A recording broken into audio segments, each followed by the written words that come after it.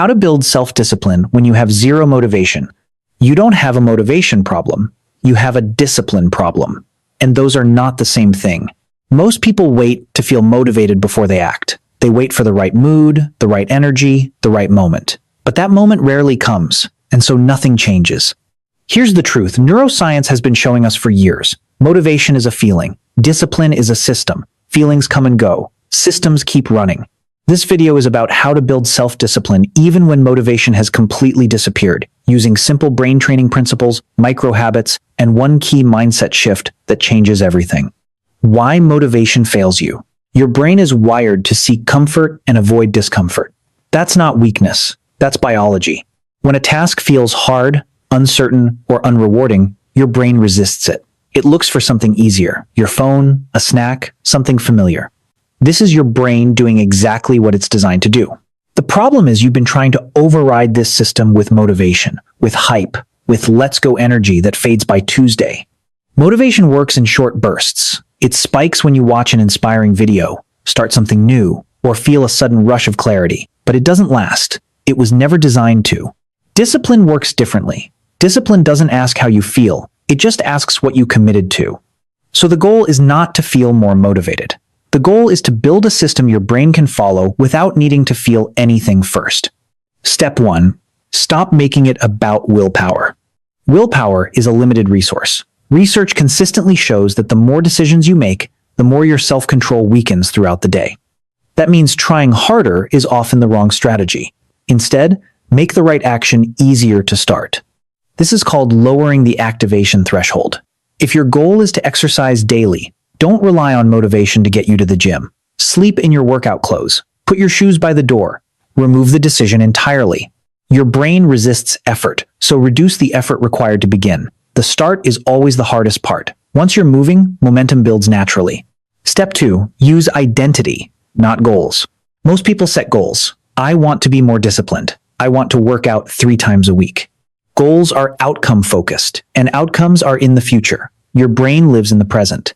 Instead, shift to identity. Don't ask what you want to achieve. Ask who you are deciding to become. I am someone who shows up daily. I am someone who does the work even on hard days. When your actions are tied to identity, skipping feels like a contradiction. It feels like betraying who you are, not just missing a task. Over time, that identity becomes self-reinforcing. Your brain starts protecting it automatically. Step 3. Build a trigger system. Discipline doesn't start with motivation. It starts with triggers. A trigger is a cue that signals your brain to begin a behavior without thinking about it, without deciding, without needing to feel ready. You already have triggers for bad habits. Your phone buzzes, you check it. You sit on the couch, you reach for a snack. Those triggers are trained. You can train new ones.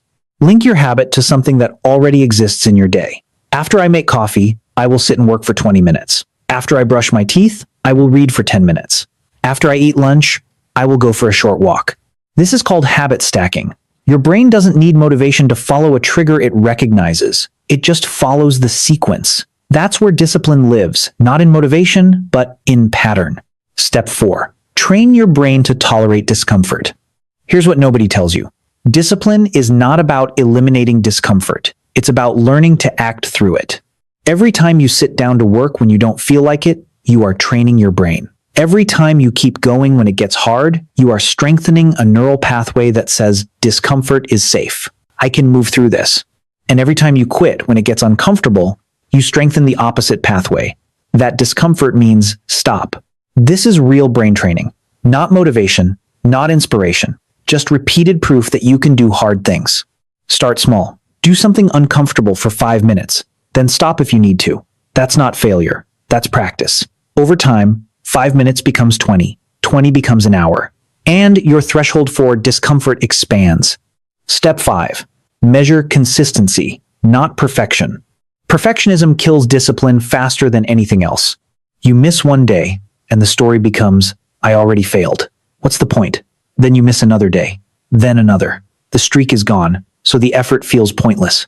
This is called the all or nothing trap, and it's one of the most common reasons people stay stuck. Your goal is not a perfect streak. Your goal is a long average. Did you show up more days than not this week? That's progress.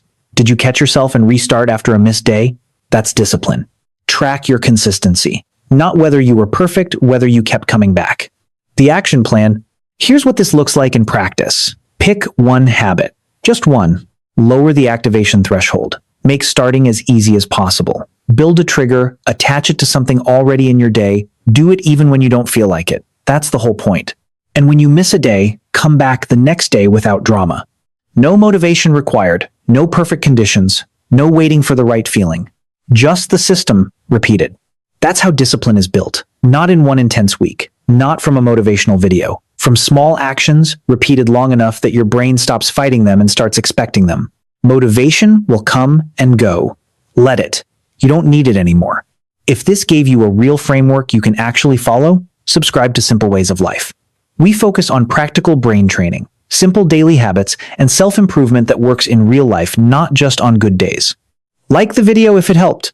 And more importantly, start today. Pick one habit. Build the trigger. Begin.